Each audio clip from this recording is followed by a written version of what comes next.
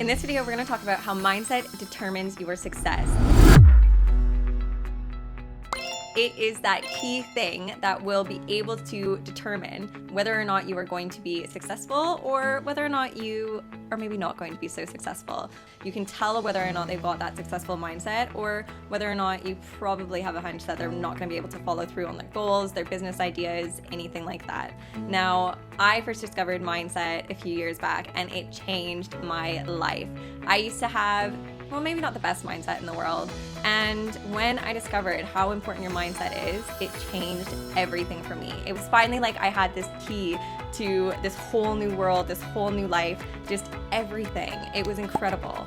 And so I really want you guys to make sure that you have a winner's mindset, a mindset that is going to get you business, results, clients, everything that you need in order to be successful. Now, the first thing that helps us determine whether or not we've got a winning mindset is if we make sure that we don't fill up on negativity. So we don't want to be watching too much of the news. We don't want to be, surrounding ourselves with people that are just negative all the time because it's draining. It's not going to do us any good. When we bombard ourselves with daily news articles over and over and over again, how many of those news articles are positive and how many of them are quite negative? During COVID, if I sat and just watched the news for a few days in a row, I got stressed, I got anxious, I got depressed, I got all of these emotions, and that was only a few days being bombarded with content non-stop. Now, the news knows what it's doing. Negativity sells. People love a story, but unfortunately, when you get those negative images over and over and over and over again, it's just gonna lead to you being stressed, anxious, and live in fear. And we don't want to live in fear. We want to live our lives. We want to be able to go out there and do things and follow our purpose and follow our dreams and not let anything hold us back and believe that we can and believe that the world is gonna be okay. And that's because part of our job is to go out there and make this world a better place. So if we do those things and if we cut out that negativity, it's going to make such a difference. So really limit your news intake. I'm not saying that you don't have to watch it at all. I know it's important to keep up with what's going on in the world, but don't watch it all the time, morning news, evening news. It's just not worth it, and you just get bombarded, and it's just going to really create that fear set within you. And I think they've done research on it where, people that did watch the news every single day were living in more fear than those who weren't. And it's just not useful. We always need to think in what is going to be serving us, what is going to help us follow what we want to do in life, and what's going to hold us back. And if we're living in fear, it's just not going to be worth it. So we want to limit things that are going to make us fearful,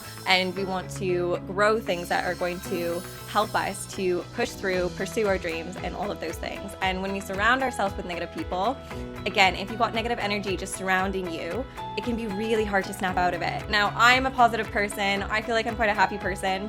But when I'm around negative people, it just drains me. It's like you try and be joyful to them and you get nothing back. It's talking to a wall. And eventually it just kind of starts to eat away at you, doesn't it? And you're like, well, I don't want to give my energy to that person because it just drains me and I don't get anything from it. Energy attracts energy as well. So positive energy, when you have that person that's bouncing back and forth, it's just going to fuel you. How good does it feel when you can just have a conversation with someone and things just click and they bounce and it's just energy, energy, energy. It wakes you up and it revives you versus someone who you just can't do that with, and it's just draining. And if you surround yourself with negative people all the time, all day, every day, people that hate their job, people that don't want to go into work Monday, people that just complain and complain and complain and complain, eventually you're going to start doing that too, and bounce off that negativity. So if someone's like, oh, this went wrong for me today, and someone's like, oh yeah, it's like that's wrong for me as well, and it just attracts each other. And so we don't want to be a part of that. We want to surround ourselves with people that are going to fuel us, those positive things that are just going to do us wonders and wellness. Watching this video is great for you guys because hopefully it can give you some of those boosted endorphins. You can feel my energy and I can help give you some energy, and you can take that with you for the rest of your day, and it's just going to make it so much better. Now, when we surround ourselves with people who are positive, it's just going to make us more positive. It's just going to help us to see the good in situations, to just be able to live our lives better. And when we can live our lives better and to the best of our ability, we're going to be more useful, we're going to be more productive, we're going to be able to just do more. And that's really important when we're starting a business, when we're coaching, when we're getting clients, when we're doing all those things. So we really want to surround ourselves with people that will give us energy instead of drain it and take it away.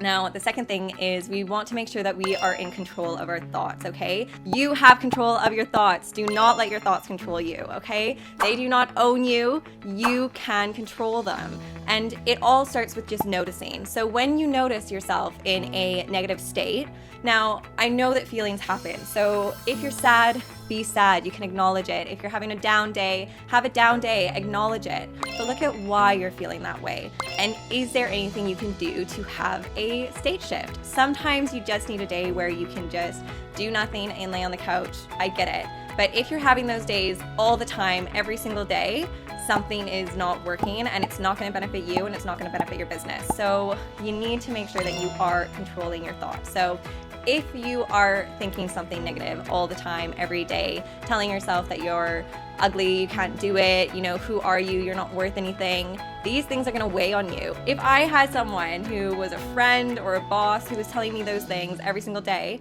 I wouldn't want to go out and do the work either. I wouldn't want to go and work for them. I wouldn't want to, you know, do things. I would just sit and feel crappy about myself. I would definitely want to just watch Netflix all day and, you know, not have to deal with reality. If we are fueling ourselves with positive thoughts, it's going to be so much better. Who would you rather do work for? The person that's telling you you're crap and you can't do anything and you're not worth it? Or the person that's saying, you've got this?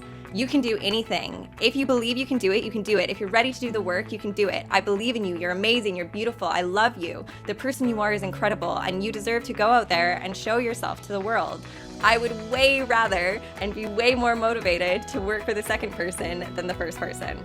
Now, we always have a choice, but again, it starts with seeing where you're at. So recognizing is the first step. Whenever you have a negative thought, I want you to just recognize what thought it is, where it's coming from, and I want you to ask yourself, well, is this thought true? Okay, is it 100% true? And a lot of the time you're going to start to see, well, no, it isn't. You know, if we look at it from a, well, I'm not deserving perspective, was that 100% true? Well, actually, no, I'm probably just as deserving as the next guy. I'm just as deserving as anybody else in this world. There are friends that care about me, my partner cares about me, and they all see that I do have value and I do have something to offer. So am I worthless? Well, actually, no, I'm not. So you start to recognize the thoughts that are going on in your head.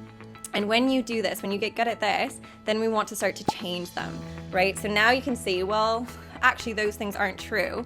And the more you do it, the quicker and quicker and quicker this is going to happen. So now when I have a negative thought, you know, you're not good enough, you can't do it, who are you to be a coach, whatever it is, I can just recognize it right away and go, I don't like that narrative, that story is not true, and I'm going to change it, right? I can change it instantly. And I can create a shift change for myself almost instantaneously. And this makes such a difference. So you are in control, okay? And your thoughts are so important because what we tell ourselves every day matters. If we go out there and we want to be the best and we believe that we can do it and we want to be that best coach we can be and we believe we can set a business and we believe that we can get clients and we believe that these things come easy to us, that's what's gonna happen. I believe something to be true. What action am I going to take? If I believe that I am an incredible coach, I can go out there and I can get clients and I can have a successful business, then I'm going to do the actions that line up with that thought process. So I'm going to get into what we like to call a positive feedback loop. So if I think that I can, I take action that's in line with the fact that I can, and then that reinforces the belief that I can because I get a positive result from it, right? And this is just going to continue. So our thoughts are massive because they lead to behaviors, they lead to actions. Now, if I'm continuously telling myself that I can't do it, I'm not good enough, who am I to start a business? I'm probably going to take action in line with that. So instead of the positive approach where I believe I can do it, where I get out there, I'm messaging people, I'm reaching out to people, I'm being visible, I'm doing everything, I'm going to get a lot more clients that way. Then when I'm telling myself, well, I can't do it and I'm not good at getting clients, because that person is probably not going to reach out to people. They may reach out to one person, maybe they don't reach out to any people, maybe they don't reach out to anyone, and they just sit back and they watch Netflix because they don't believe that they can do it anyways. So who is going to get the results? Well, probably, I can almost guarantee it, willing to bet on it, that it's going to be person number one. But again, thoughts create the behaviors that we do. And just like a positive feedback loop, we can have a negative feedback loop. So if we don't believe we can, we don't take action that's in line with that, we don't get a result, and we believe we can't. So we really need to start to see that we have full control of the things that we think. Now, when we start to think these things, as soon as that negative thought comes in, I want you to catch it, stop it, get rid of it, throw it away, change it to something that is going to serve you, because if you change it to something that will serve you, your actions are going to follow suit, and then that's just going to bring you into that positive feedback loop, and that's really what we want. Now, the third thing that we want to do is we want to make sure that we're shifting from anything negative into gratitude. So we want to shift anger into gratitude. We want to shift jealousy into gratitude. We want to switch envy into gratitude. Whatever it is, we want to be taking those negative emotions and turning them into gratitude. Because if I look outside and I see rain, and I could look at that as a negative thing, and I could go, oh, but I'm in Bali, and oh, I just want to be outside and I want to be at the pool. But, you know, instead, it's like, oh wow, well that's really beautiful. You know, I got 2 days of sunshine and now we're getting a bit of rain. Well, that's really good, you know, for the fields and the vegetables and for everything else. So that's great, you know. It's given me time to do my recording for you guys. Look at that. So we really want to make sure that we are shifting anger and those negative things into gratitude. It doesn't do us any good to be jealous of others. It doesn't do us any good to be envious of others, or, you know, sit on things that have gone wrong. It is not going to serve us. And when we ruminate in those negative emotions, it's just going to hold us back again, because it's going to make us not want to do anything. And if we shift everything into gratitude, we're going to be willing to pursue more. We're going to be grateful for what we have, but we're going to still want to go after what we want, which is going to, again, help us to gain some more of that success. Now, point number 4, we want to be able to study people that are doing it. So study the people that are already successful. Look at who you can look up to in the field that you're in. Study them. What are they doing to do well at it? You know, I listen to lots of sports interviews, and a lot of those sports players have said in order to get good at something from the age that they started to, you know, be able to participate in the sport, they were studying it. They were watching what the other players were doing. They were watching them on TV. They were analyzing everything that we were doing. They were seeing what worked, what made someone good, what made someone successful, what they did. Now, we want to study, and again, surround ourselves with these people. Get yourself a mentor, you know, get yourself a coach. Coaches have coaches, and it just makes such a big difference. And when we have ourselves a mentor or a coach, they're just going to be able to propel our success faster. Get your tips, get your advice from someone who has been there, done it, because it's just going to make your process 10 times quicker. If I had to figure out how to build a business all by myself, it would have taken probably a lot longer. I would have had a lot more errors than if I had gone and got myself a business coach, Mr. Lewis Raymond Taylor, right? I worked with him for 3 months and he propelled my success. I was accountable to him. I knew that I had to do the things that I needed to do each week, and it kept me accountable on top of it and got me the result that I was looking for. And so I highly recommend, you know, you don't need to do it on your own. Get yourself that help, but get it from people that are doing what you're doing. Don't get your advice from people that are still in their 9 to 5, because that's not what you guys want to be doing. You want something different for yourself. So don't take tips from them. Take it from the people that are in it, that are doing well at it, and copy them, right? Do what they're doing. It's just going to make your life so much easier, and that's going to accelerate your time to be able to become successful. You're going to be able to do it quicker and easier than if you just try and do it alone. Now, the 5th piece that is going to decide whether or not you're going to be successful is how adaptable you are. Adaptability is huge, because if you're not good with change, it's going to be a lot harder to become successful. Being adaptable with change is important, because we always want to be changing, right? If things stay stagnant, they get left behind.